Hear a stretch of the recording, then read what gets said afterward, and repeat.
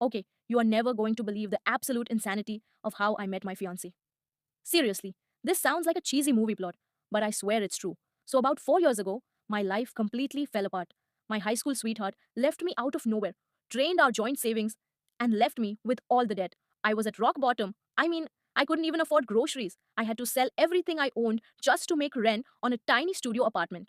The hardest thing to let go of was my vintage acoustic guitar. It was my dad's, and it was the only thing that kept me sane. Before I dropped it off at the pawn shop downtown, I took a black sharpie and wrote a tiny message inside the sound hole, right where nobody would look unless they were changing the strings.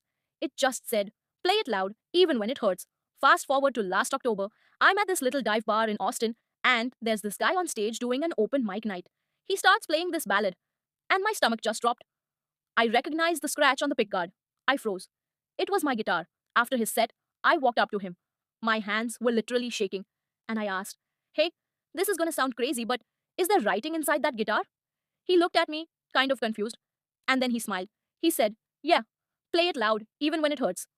It's actually the reason I bought it.